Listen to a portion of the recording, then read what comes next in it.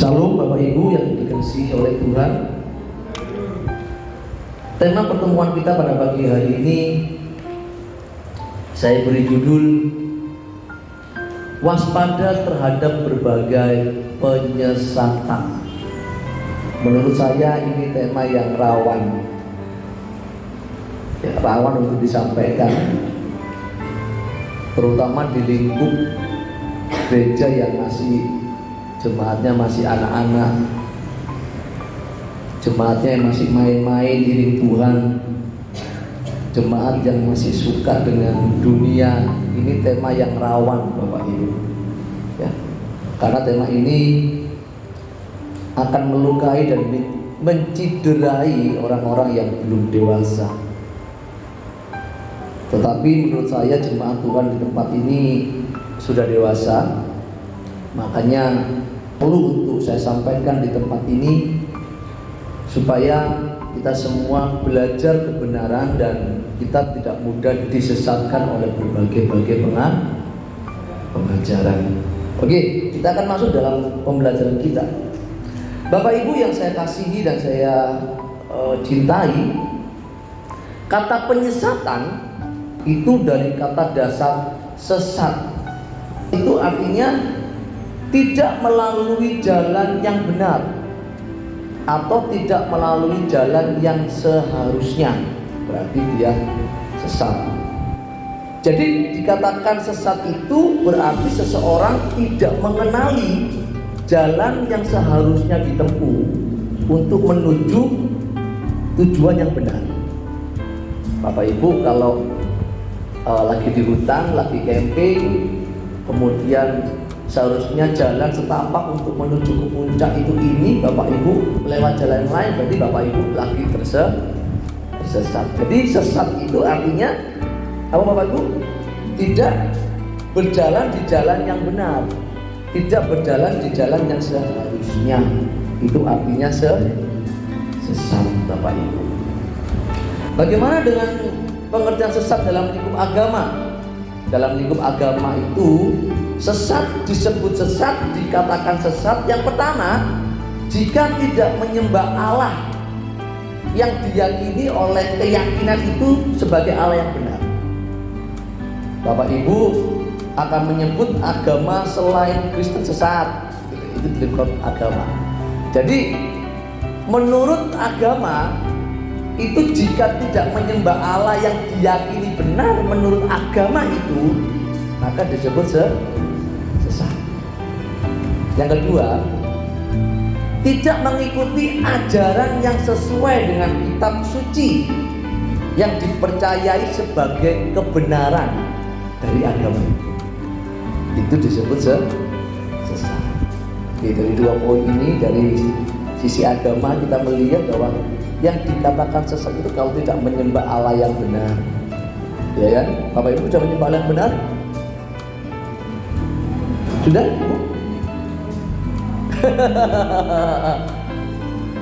Sudah mengikuti ajaran yang benar? Kan perlu dikoreksi ya. Perlu dikoreksi. Dari dua hal ini kita perlu mengoreksi diri, apakah kita sudah ada di jalan yang benar atau berada di jalan yang sesat Bapak Ibu. Ini merupakan salah satu kegelisahan yang muncul di hati saya yang ingin saya sampaikan supaya jemaat Tuhan di akhir zaman ini jangan sampai ada yang salah jalan, jangan sampai ada yang sesat. Kenapa? Karena kalau seseorang tidak mengerti kebenaran Alkitab secara utuh, maka berbahaya. Kalau orang ngomong ayat dipikir benar, ditelan, ternyata pengertiannya salah, itu sesat Bapak Ibu. Ya. Jadi Bapak Ibu, sebenarnya kata penyesatan, berbicara penyesatan itu berarti sebuah tindakan kesengajaan untuk membuat tidak mengenali yang benar, sengaja supaya tidak mengenali yang seharusnya. Itu bicara penyesatan. Beda sama pengertian sesat tadi ya. Sesat itu kan tidak menempuh jalan yang benar, yang seharusnya itu sesat. Kalau penyesatan itu artinya tindakan kesengajaan untuk membuat tidak mengenali yang benar atau yang seharusnya. Jadi Bapak Ibu, jika seseorang atau jika seorang pengajar, seorang pengkhotbah salah mengajar, apalagi mengajar kepada orang-orang yang awam, yang tidak mengerti, ini bisa berbahaya. Ya, sebab kesalahan tersebut akan membangun nesyamanya, membangun nuraninya. Apa yang paling banyak masuk itu membangun konsep berpikirnya, Bapak Ibu. Jadi pengkhotbah atau pengajar yang tidak mengenali ajarannya bisa dikategorikan bahwa dia sengaja menyesatkan. Kok begitu Pak? Alkitab yang bilang. Kita baca yuk dalam 1 Timotius 4 ayat 16. Makanya Bapak Ibu, kalau kita mengajar, berkhotbah, awasi pengajaranmu, ya, koreksi pengajaranmu. Saya bacakan ya Bapak Ibu. 1 Timotius 4 ayat 16. Awasilah dirimu sendiri dan awasilah ajaranmu. Bertekunlah dalam semuanya itu, karena dengan berbuat demikian engkau akan menyelamatkan dirimu dan semua orang yang mendengar engkau.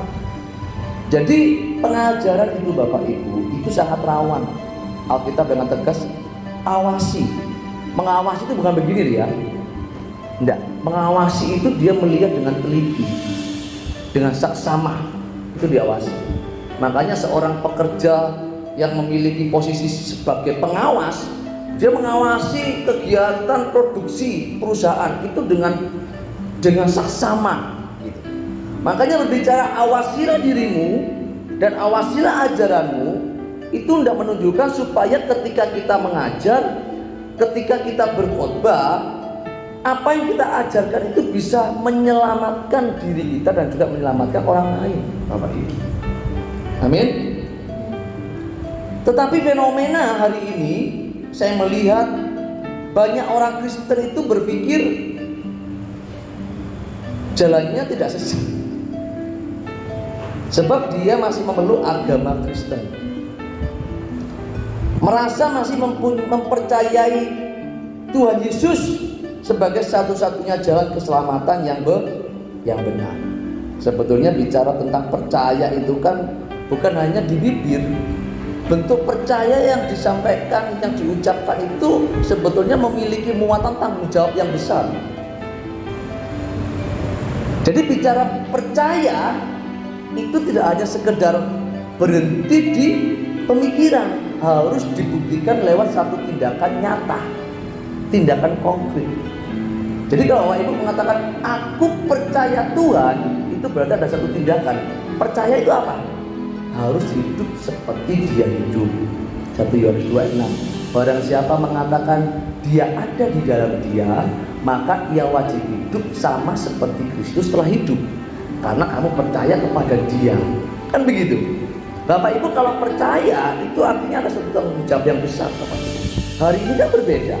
Banyak orang Kristen mengatakan percaya Tuhan, mengasihi Tuhan, menerima Tuhan, tapi aplikasi hidup nyatanya tidak seperti itu.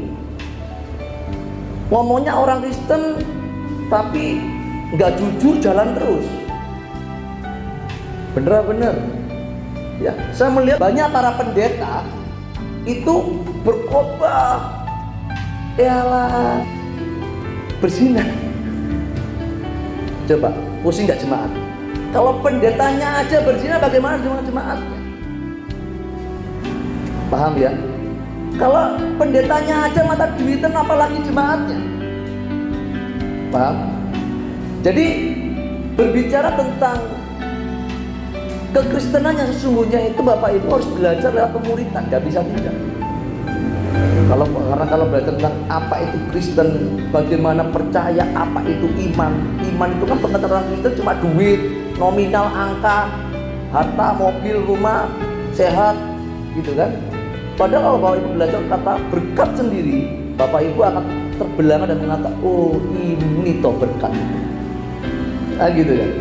Makanya banyak sekali orang Kristen itu yang hari ini berpikir nggak sesat hanya karena masuk gereja dan menjadi orang Kristen. Ya. Saya mau katakan begini Bapak Ibu, kalau seseorang menjadi Kristen itu bukan jaminan bahwa dia tidak sesat, bukan jaminan. Sebab Bapak Ibu, jika pengertian orang Kristen terhadap kebenaran salah, dia sesat. Sama lagi ya.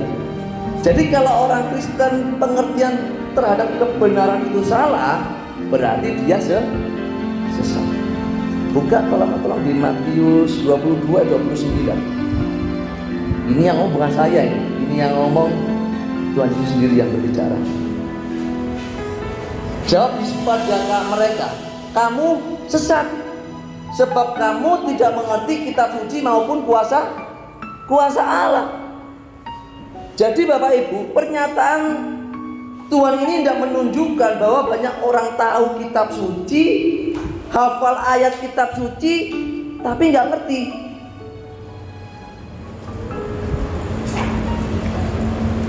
Tahu pengajaran perpuluhan? Tahu Pak? Tahu. Tahu pengajaran mukjizat? Tahu Pak? Tahu. Tahu pengajaran karunia? Tahu Pak? Tahu semua, tahu. Tapi tidak mengerti atau salah mengerti. Salah mengerti berarti juga sama dengan tidak mengerti. Nama salah mengerti kan? Berarti juga tidak mengerti.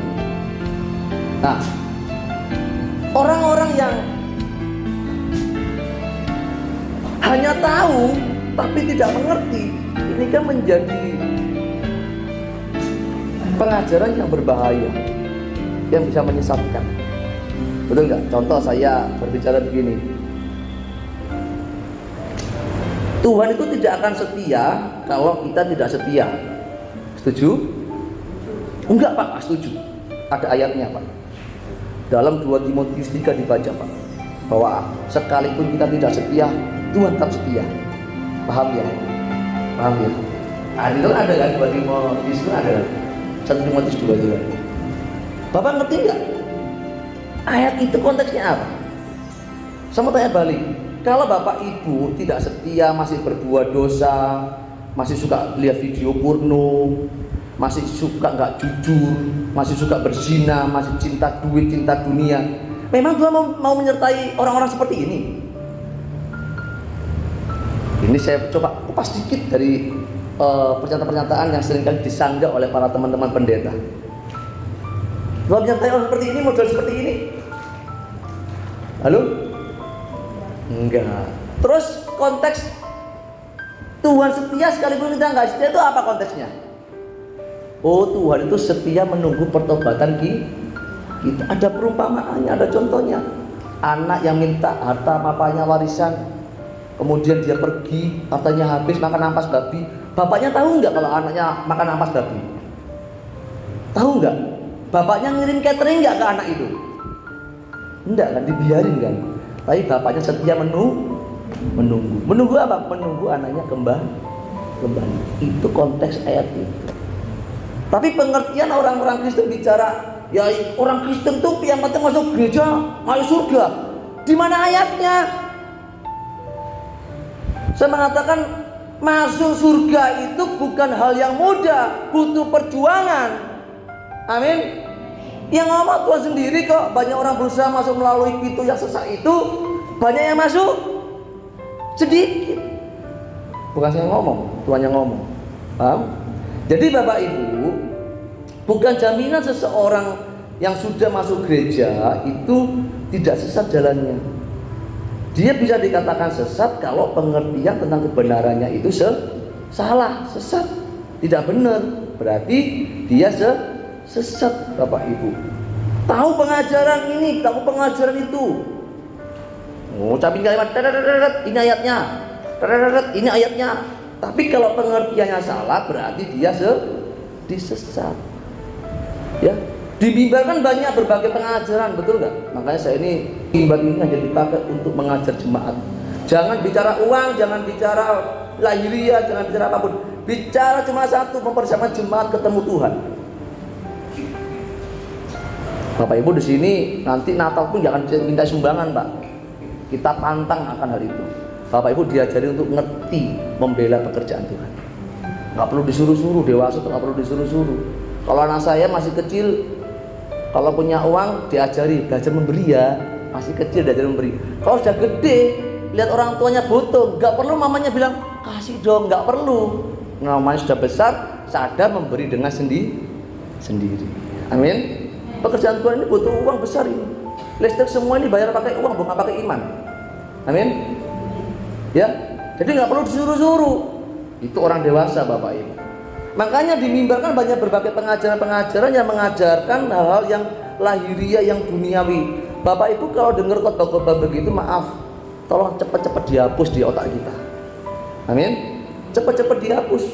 Karena banyak sekali orang-orang yang mengajar hal-hal yang lahiriah itu ciri-cirinya pasti mengutip ayat perjanjian lama.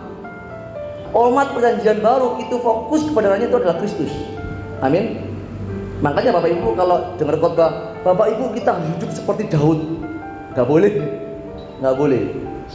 Kita harus beriman seperti Abraham. Gak boleh. Amin. Kita harus hidup seperti siapa? Yesus. Karena model kita itu adalah perjanjian baru. Setuju? Perjanjian lama, Pak. Perjanjian lama itu memperlengkapi perjanjian baru. Supaya kita tahu sejarah Allah hadir berdaulat, ya, berperkara dengan manusia di perjanjian lama, menunjukkan bahwa orang-orang yang mengasihi Tuhan, orang-orang yang memberikan hidup untuk Tuhan itu dipelihara di perjanjian lama. Dan Allah nggak pernah ingkar dengan janjinya. Gitu. Perjanjian baru mulai disempurnakan. Allah mengatakan, Yesus mengatakan, aku tidak meniadakan hukum Taurat, aku menggenapi hukum Taurat, aku menyempurnakan.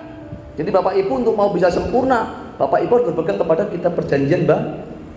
Perjanjian lama sebagai anak tangga, supaya kita mengerti nubuatan-nubuatan, janji-janji Allah, perkara-perkara Tuhan yang dahsyat dengan umat perjanjian lama. Hari ini kita bisa melihat Tuhan, kau dahsyat pada waktu itu. Hari ini kau lebih dahsyat. Amin. Ya. Jadi bukan jaminan Bapak Ibu orang-orang yang berkhotbah mengutip ayat, belum jaminan itu adalah kebenaran. Iblis itu mencoba Adam pakai ayat atau pakai kebenaran? Pakai kebenaran sebagian tadi. Ya. Kalau kamu makan buah itu, nanti matamu terbuka dan kamu menjadi seperti Allah. Benar nggak? Benar nggak? Benar. Ketika Hawa makan, dia punya pengertian nggak? Benar nggak? Benar. Tapi iblis tidak mengatakan, kalau kamu makan buah itu kamu ngerti yang baik dan jahat, kamu akan cenderung berbuat jahat. Iblis tidak bilang gitu.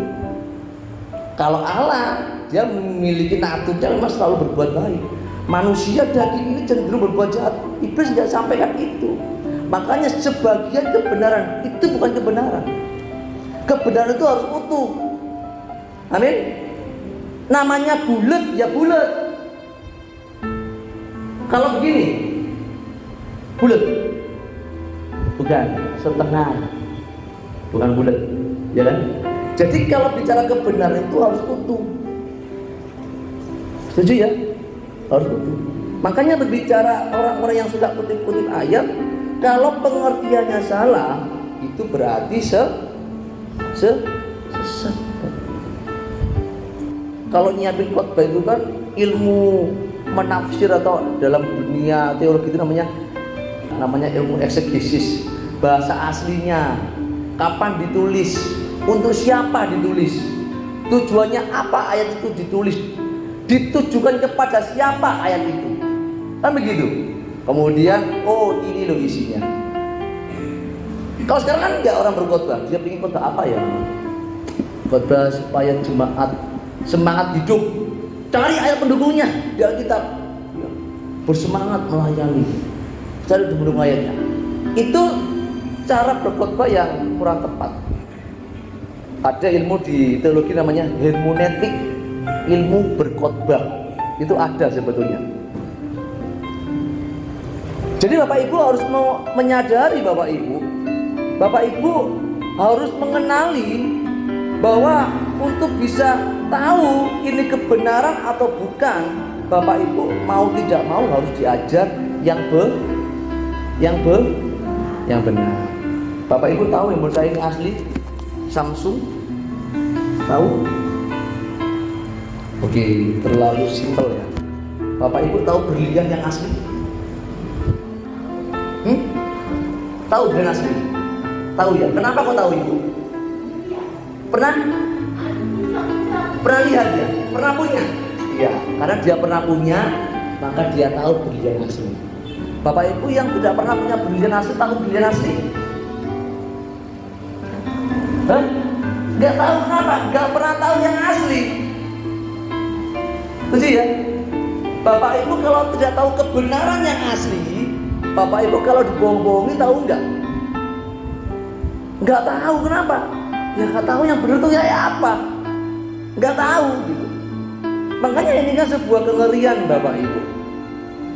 Menjadi pembicara, menjadi pengkhotbah itu sebetulnya tanggung jawabnya besar. Karena bertanggung jawab kepada sang pemilik kebenaran. Gitu. Dalam Yakobus 3:1 dikatakan begini.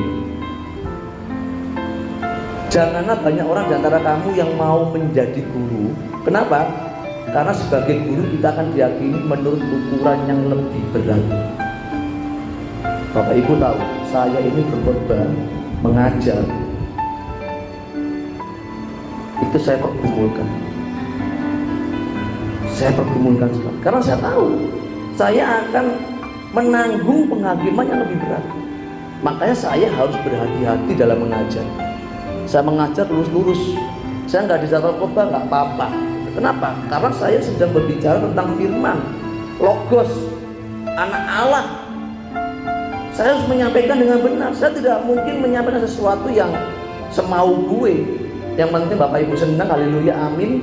Besok diundang lagi, dapat amplop, ngomong haleluya, yang senang-senang Bapak Ibu diberkati. Ya, kupingnya senang, kalau kuping senang kan jemaat pasti datang lagi besok, betul nggak?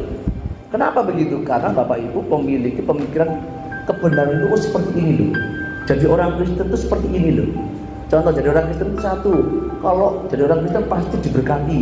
Setuju bilang begitu ya? Iya. Jadi orang Kristen harus diberkati ya. Bapak Ibu tahu apa itu berkat? Ada yang tahu apa itu berkat? Anugerah. Apalagi berkat? Berkat itu kalau Bapak Ibu tahu dalam bahasa aslinya itu kan berkah. Artinya apa? Sesuatu yang menghidupkan. Berkah. Dalam bahasa Yunani-nya eulogia, berarti firman yang indah, pengertian yang indah. Jadi kalau digabungkan berkah dan eulogia, muncul satu kalimat yang indah. Firman indah yang menghidupkan. Itu artinya jadi kalau Bapak Ibu mendengar terima berkat Tuhan, itu artinya apa? Terima firman yang menghidupkan. Kejar berkat Tuhan, artinya apa? Kejar firman yang menghidupkan. Itu pengertian berkat sesungguhnya. Coba, sebetulnya ini adalah hal yang sudah mengakar kuat dalam gereja, sehingga orang-orang Kristen dibodoh-bodohi. Sehingga mau nggak mau orang Kristen itu mencoba untuk mensejajarkan kekristenan dengan agama-agama yang lain. Padahal enggak, orang Kristen itu tidak bisa disejajarkan dengan agama manapun. Kalau saya tanya, apa keunggulan kekristenan kita? Enggak Pak, semua agama sama. Betul begitu jawabannya? Kenapa? Karena semua agama mengajarkan kebaikan. Sama Pak, semua agama. Enggak. Kekristenan tidak sama dengan agama yang lain. Kenapa Pak? Kekristenan bukan hanya mengajarkan kebaikan, tetapi kekristenan mengajarkan kesempurnaan. Beda. Orang agama hanya menikmati Tuhan, kasih sedikit, kasih ini, saya kasih ke Tuhan. Misalnya ini, masker 1, Tuhan, saya percaya nanti kamu akan beri aku masker 1 truk. Tahu? Orang beragama itu berurusan dengan Tuhannya itu cuma menguntungkan dirinya. Betul. Bersedekah supaya dikembalikan banyak. Orang Kristen kasih 10 supaya kembali 20 kali lipat, 1 kali lipat, bahkan berlipat-lipat. Sama dengan agama enggak? Ini demi Bapak Ibu kalau ngasih ke Tuhan itu bukan ngasih, itu punya Tuhan juga sebetulnya. Yang benar Pak, mengembalikan. Apa Bapak Ibu? Mengembalikan. Dompetnya Bapak Ibu isinya semua itu punya Tuhan. Kecil, kecil.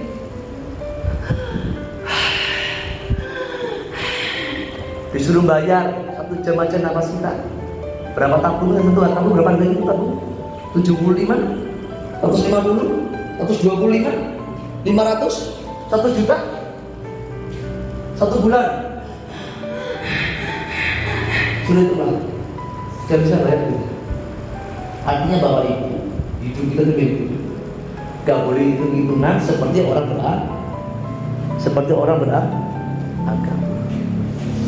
Ngerti ya? Jadi kalau Bapak Ibu berurusan dengan Tuhan cuma satu, aku harus memuliakan Tuhan lewat hidupku. Amin. Amin. Jangan memperkosa ayat.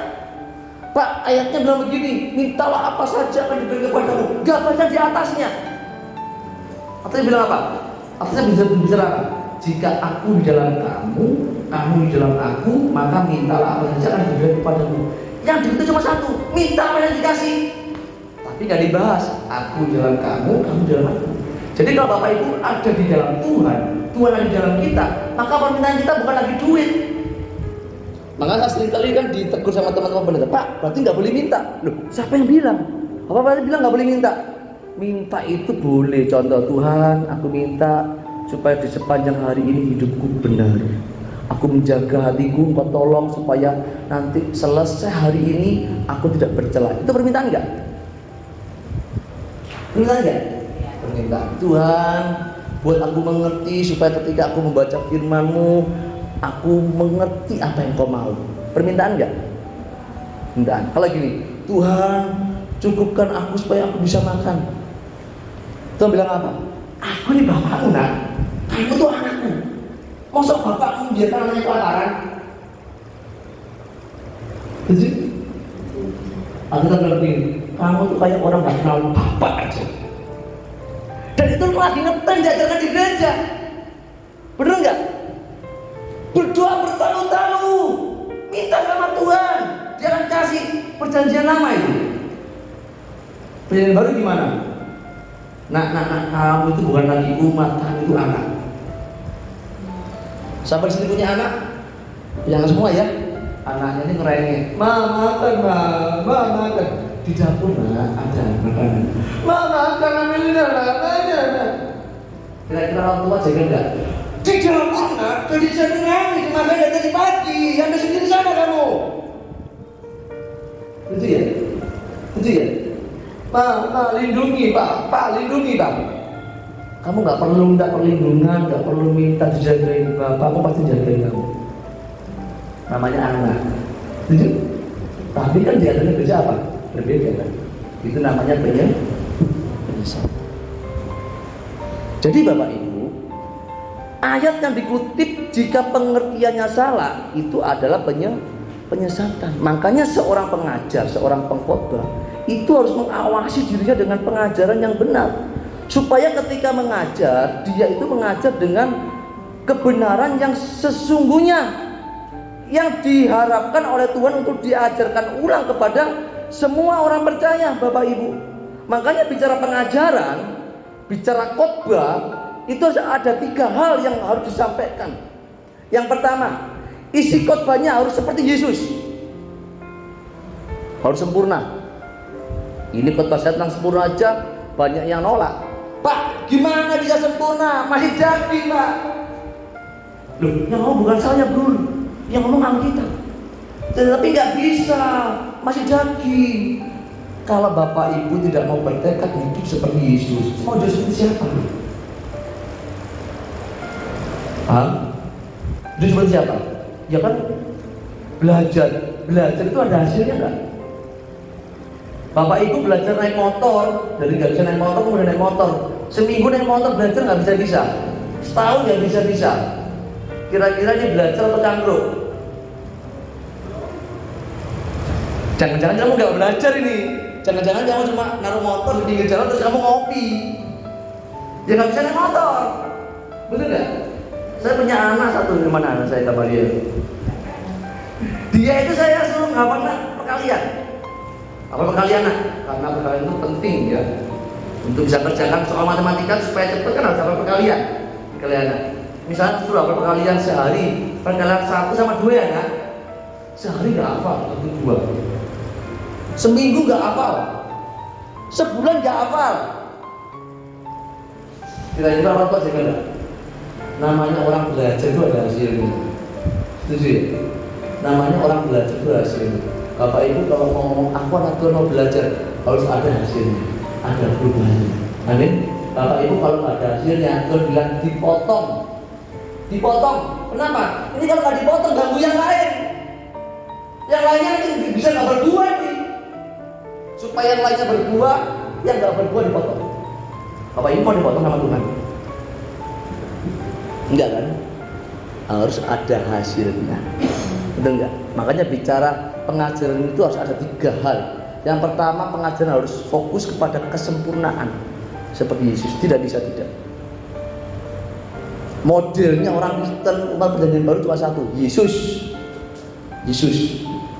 Amin. Nanti kalau kita dengar khotbah, kita ini belajar dari kitab Ibrani, Bapak orang beriman, bla bla bla bla bla bla bla. Bapak Ibu bilang sama yang bicara, Pak, kita harus seperti Yesus. Nggak boleh seperti Abraham, nggak boleh seperti Daud, nggak boleh seperti Samuel, ya. Harus seperti Yesus. Amin. Sempurna. Yang kedua, harus fokus ke langit baru dan bumi yang baru. Kalau Bapak Ibu ada di satu gereja, diajarkan cuma kesejahteraan di bumi, menikmati fasilitas bumi. Bapak Ibu diajari supaya kaya, sukses, dihormati. Bapak Ibu diajarkan supaya punya kehormatan di bumi. Itu penyesatan. Amin.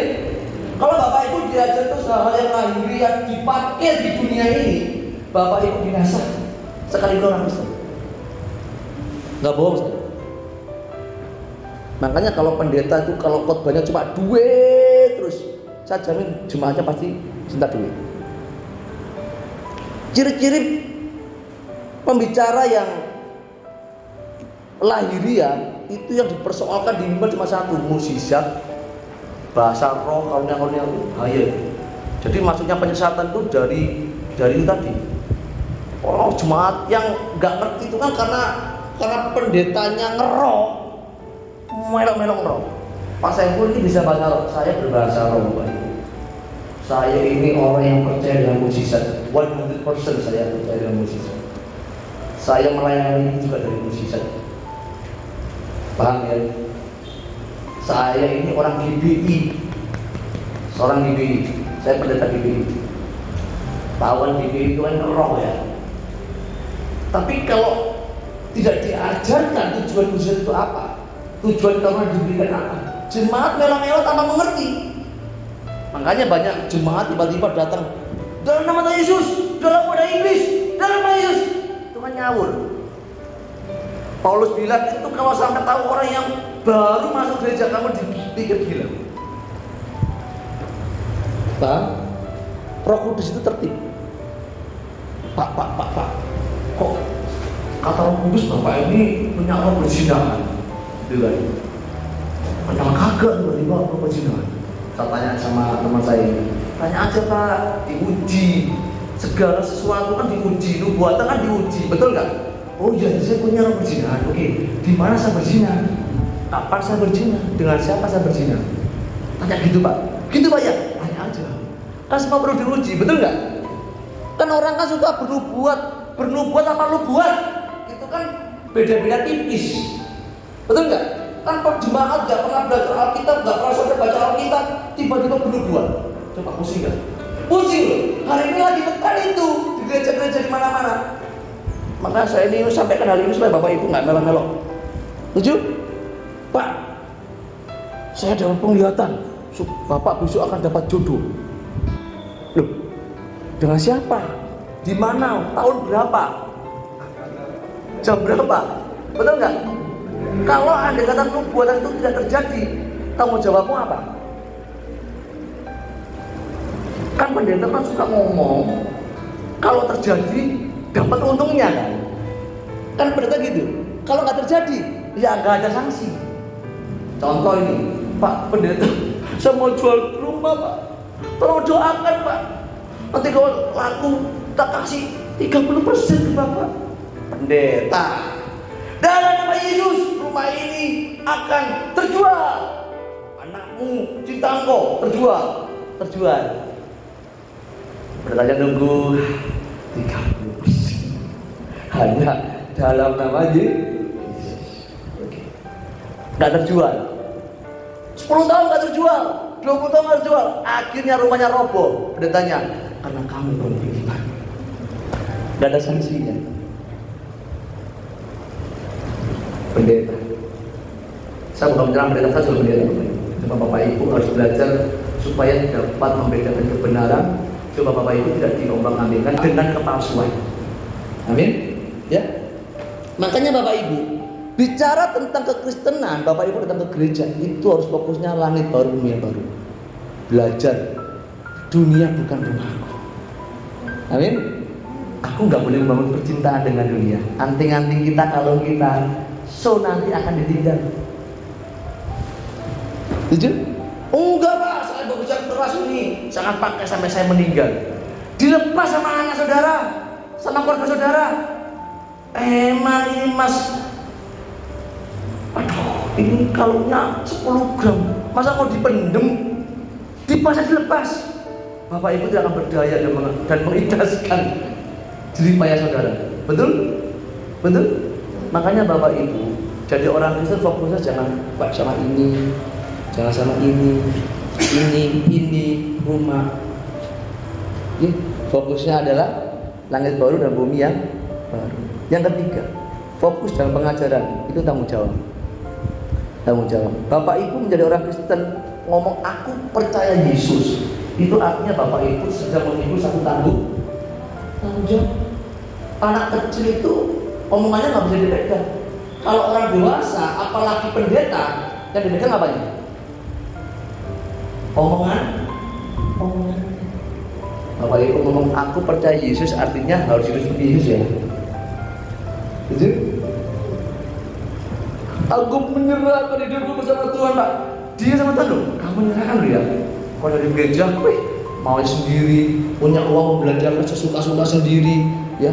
Hidupnya ngawur. Kalau bergaul dengan teman-temannya ngomongnya ngawur, ya.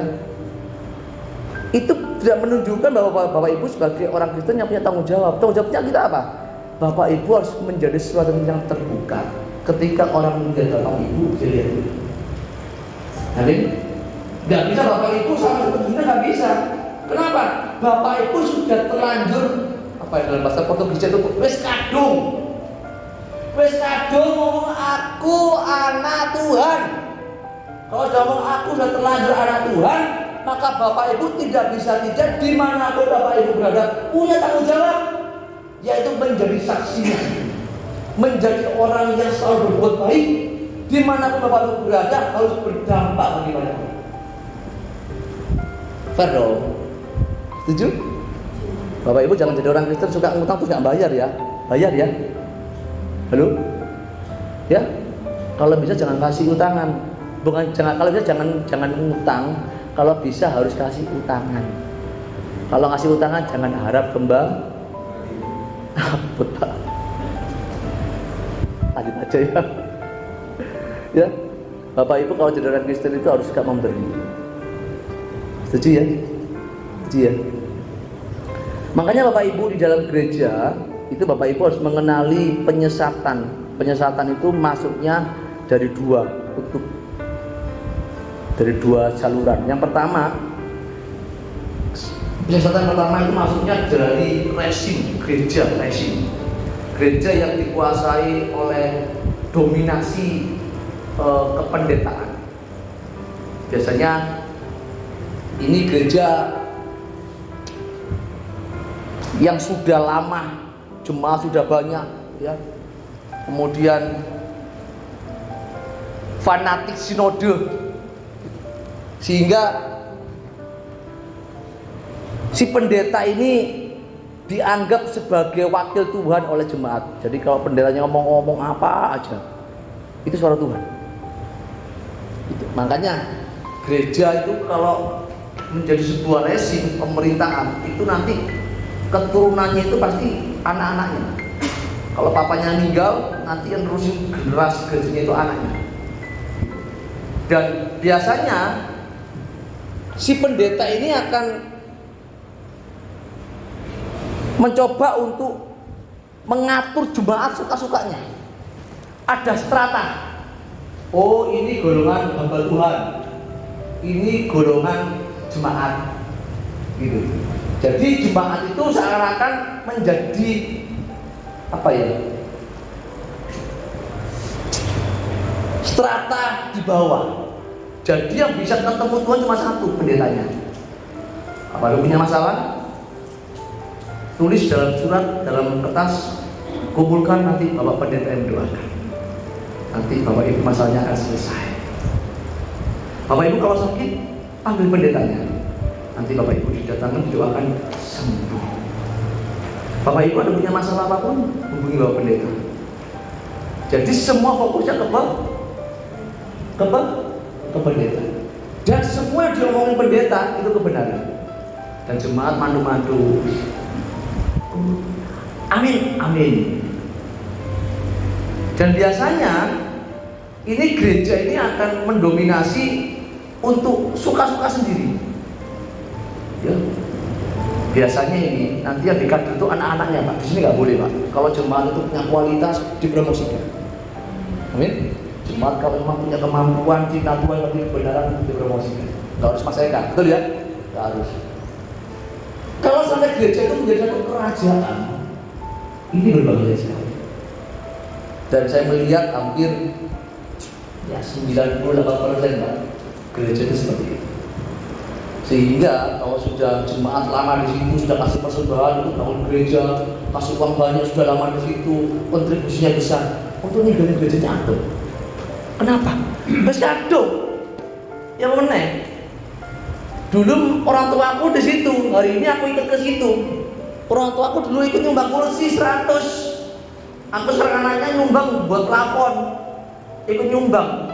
Mau ninggalin gerejanya sungkan sama pendetanya. Duduk ikut buahnya di sini, ya kan? Sehingga pendetanya ngomong apa aja, madu dan nggak mau beranjak. Dan itu kalau terus diajarkan Bapak Ibu, itu akan menjadi sebuah doktrin yang membuat kita buta dengan kebenaran. Sehingga kalau orang ngomong kebenaran begini, sesat ini pendeta. Kenapa? Karena kamu nggak pernah tahu kebenaran. Paham ya? Yang kedua, soal penyesatan itu dari orang kaya. Saya tidak bermaksud orang kaya nggak bermaksud gereja ya. Jadi biasanya Bapak Ibu, gereja itu melihat orang kaya. Pendeta itu paling senang kalau jemaatnya orang kaya-kaya. Kenapa? Karena dia akan pakai orang kaya itu untuk support ekonominya, support gereja. Makanya penyesatan ini bisa terjadi karena pikir gereja itu Alkitab bisa ditafsir oleh semua orang, termasuk donatur. Makanya donatur orang-orang kaya yang nggak belajar Alkitab, tiba-tiba khotbah. Coba. Dan orang-orang kaya yang menjadi donatur itu memiliki kecenderungan melok ngatur gereja. Paham ya? Makanya saya di bilang bagus, semua jemaat kaya, miskin, mampu, gak mampu, semuanya sama. Di sini begitu Bapak Ibu. Saya dengan Pak Gus ini main bersama. Sudah lama Pak Gus ya? Saya berjuang dengan Pak Gus. Pak, buat gereja di sini menjadi gereja contoh.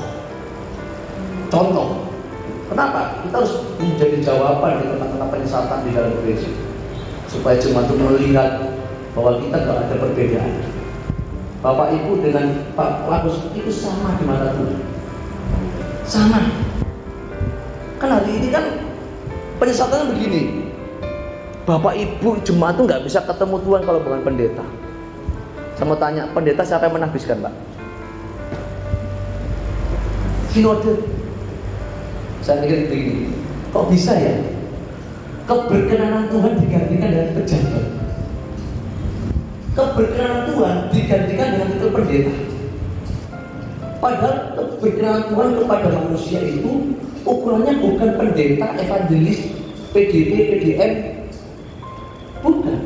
Keberkenanan Tuhan kepada kita itu karena kita hatinya bersih, nuraninya bersih, cara berpikirnya bersih, hidupnya bersih, berjuang hidup benar, itu baru berkenan. Kalau saya berkorban seperti ini, hidup saya nggak benar, Tuhan akan tolak saya juga. Nggak akan bisa ketemu Tuhan. Kalau Bu Narko setiap hari ketemu Tuhan, cinta Tuhan, hatinya bersih, bisa ketemu Tuhan, sekalipun bukan pendeta. Amin. Amin. Makanya Bapak Ibu, kalau Bapak Ibu punya masalah apapun, pergumulan apapun, ketemu Tuhan sendiri langsung. Amin. Langsung ketemu Tuhan. Pak, nggak butuh pendeta. Pendeta hanya mentor. Amin. Apa Bapak Ibu? Mentor. Untuk apa Pak? Ngajari Bapak Ibu, menjagai hidupnya Bapak Ibu. Coba Bapak Ibu itu kalau menyimpang, ada Pak pendeta yang menegur, ayo kembali ya. Saya ini gembalamu, gembala itu sebuah tongkat. Ayo balik. Ayo jengkur sumur yo, ayo balik. Gitu ya. Gembala itu tugasnya mengawasi Bapak Ibu, digiring kepada padang rumput, diajar kebenaran. Ketemu saya begini, saya ajarin kebenaran. Supaya Bapak Ibu nanti di rumah dimanapun berada, Bapak Ibu bisa langsung ketemu Tuhan. Gak perlu tangannya pendeta, tangannya Bapak Ibu juga punya kuasa. Amin. Pak, tembokku kesurupan, bingung golek pendeta, Bapak Ibu bisa memprosesnya sendiri. Setuju? Karena gereja sini tidak mempergunakan Bapak Ibu dengan Bapak Agus. Gereja di sini mempergunakan Bapak Ibu dengan Tuhan. Itu ya. Jadi Bapak Ibu harus tahu, oh sampai satu ini, makanya Bapak Ibu harus kenali, oh ini kalau pendetanya, pengajarannya hanya karena duit, buat kerajaan, persembahannya satu kali ibadah 7, 8, 10. Sebenarnya tujuan penyelenggaraan ibadah apa toh? Setuju? Ya. Terus kalau gerejanya itu identik dengan orang kaya digadang-gadang. Waduh, seperti Ibu Lia itu diberkati Tuhan kalau juga kasih perpuluhan. Makanya Bapak Ibu harus kasih perpuluhan supaya diberkati sama Ibu Lia, sama seperti Ibu Lia. Tahu? Yang digadang-gadang orang kaya. Seperti Bapak Eka itu suka kasih ke gereja, makanya dia diberkati. Dia diberkati seperti Mas Eka. Itu kan mencoba mengumpulkan orang kaya. Dan orang-orang kaya nggak bertobat, maaf ya bukan bertobat, ya nggak ngerti Alkitab, tiba-tiba nggak pernah belajar Alkitab, nggak pernah baca Alkitab sampai habis, nggak pernah dimuridkan, tiba-tiba berdiri di mimbar khotbah lagi, terus ngajari jemaat lagi, coba sesat nggak? Makanya Bapak Ibu, ayo di kesempatan siang yang indah ini saya mengajak Bapak Ibu untuk kita menjadi orang yang cerdas. Amin. Segala sesuatu yang tidak memuat 3 hal tadi. Apa tadi? Pertama, apa? Seperti Yesus. Yang kedua, fokus pada kekekalan, hanya baru-baru. Yang ketiga apa? Tanggung jawab. Berarti dia sesat. Makanya di dalam isi khotbah itu jangan ngomong bagian Tuhan terus. Tuhan tuh nggak pernah ingkar janji, nggak pernah bujuk. Setuju? Yang suka ingkar janji dan yang suka bujuk siapa? Jawab sendiri ya. Yang suka bujuk, yang suka ingkar janji siapa? Hah? Manusia kita kan. Makanya berbicara kebenaran itu yang diajarkan tanggung jawabnya kita. Tuhan setia, dari dulu Tuhan setia. Setuju? Tuhan akan menyertai kita dari dulu. Tuhan akan menyertai orang-orang yang mengasihi Dia. Yang nggak mengasihi, enggak. Jelas? Bapak Ibu mau dipermuliakan? Permuliakan Tuhan dalam hidup kita. Bapak Ibu mau sertai Tuhan? Sertai pekerjaan Tuhan. Tabur Tuhan kan? Ya kan? Bapak Ibu mau sehat? Mau sehat? Jaga pola makan, pola minum, jaga pola hidup Bapak Ibu. Sehat. Kalau sakit Pak, berusaha sembuh, datang ke dokter untuk minum obat. Simpel Kristenan. Pak pusing Pak, butuh musisat, nggak perlu botrek, sembuh kok. Paham ya? Pak, kalau kanker Pak, ya selama itu di luar kemampuan kita, Tuhan akan berperkara bagi orang yang dikasih. Ibu saya stroke, ya, stroke. Dokter bilang, ada cacat ini Pak. Ibu saya bilang, Tuhan terima kasih buat perkara yang kau izinkan. Saya percaya mendewasakan saya. Sembuh bisa sudah. Kok bisa Pak? Karena saya berusaha cari pengobatan. Paham? Ada keharusan Tuhan kan di situ? Ada pasti. Pasti ada keharusan Tuhan. Karena Tuhan akan melihat kalau seseorang itu bertanggung jawab, maka Tuhan akan turut campur tangan melakukan perkara-perkara di luar kita. Karena Dia Bapak saya. Dia Bapak yang mengasihi saya. Dia juga Bapak yang mengasihi Bapak Ibu juga. Amin. Makanya Bapak Ibu harus cerdas menjadi orang Kristen supaya di akhir zaman ini Bapak Ibu tidak mudah disesatkan. Tidak mudah disesatkan. Kalau ada pengajaran-pengajaran yang menyimpang, segera hapus. Ya. Karena hari ini Bapak Ibu, penyesat-penyesat itu semakin tumbuh subur dan iblis akan berusaha memakai orang-orang yang cakap, orang-orang yang baik, orang-orang yang santun, orang-orang yang kelihatannya penampilannya baik akan dipakai oleh setan. Gitu. Tapi dari buahnya lah kita bisa melihat dia. Dari apanya Bapak Ibu? Dari buahnya. Jadi ya, dan dari apanya? Dari pengajarannya. Jadi jangan lihat penampilannya. Orang itu saya ini orangnya agak pelat ya. Kalau ngomong RNS itu agak susah. Gitu. Ada orang itu kalau ngomong itu nggak putus bisa, saya nggak bisa. Saya kalau ngomong saudara-saudara, menghela nafas dulu, ngambil nafas lagi, ngambil kalimat lagi. Itu saya. Saya orangnya tidak fasih lidah. Ada orang yang fasih lidah itu bisa, saya nggak bisa. Dalam nama Tuhan Yesus Kristus, saya susah ini ngomongnya. Yesus Kristus. Jadi saya kalau berdoa, saya menyerahkan doa ini di dalam nama Tuhan Yesus Kristus. Kenapa? Saya nggak fasih lidah. Ada orang yang fasih lidah itu kalau ngomong itu bisa. Biasanya jangan lihat dari fasih lidahnya, jangan lihat penampilannya, lihat pengajarannya dan lihat buah. Oke? Bapak Ibu diberkati. Tadi ya, berjuang bersama dengan kita supaya saya tidak sendirian Bapak Ibu. Karena saya ini merasa sendiri. Saya dipikir orang, Pak Saiful ini kalau khotbah kok keras-keras, nggak pernah khotbah berkat pun juga khotbahnya gitu kan. Saya ini mengajarkan sesuai dengan apa yang Alkitab katakan Bapak Ibu. Ya, makanya saya tidak mengurangi kebenaran. Saya berharap Bapak Ibu menjadi dewasa, semakin mengerti apa yang Tuhan kehendaki, supaya Bapak Ibu juga dapat menjadi berkat nanti bagi orang-orang lain. Orang lain cuma jadi Kristen pengennya sembuh, mujizat, penubuhan dan sebagainya, Bapak Ibu mulai tegur. Gak gitu. Nanti kalau dengar orang-orang yang baru bertobat, kasihan nanti melo sesat, ya kan? Tiba-tiba, kalau kamu dipenuhi dengan Roh Kudus maka hidupmu berubah. Ya kan? Ada orang berbahasa roh. Sampai saya udah merinding, tapi keluar dari gereja telah ngomong. Dulu itu kan udah bisa bahasa roh jadi. Ya kan? Bahasa roh, wah sirap berapa. Ternyata utangnya banyak nggak bayar. Jadi sebetulnya ini sirap barabamu itu benar dari kuasa Roh Kudus atau kau orang baraba sendiri? Paham ya? Orang datang belum buat itu, kamu orang percaya, kamu punya roh. Jangan kasihan, dipermalukan dia. Belum tentu juga benar. Paham kan? Kenapa? Bapak Ibu harus tertib. Roh Kudus itu tertib.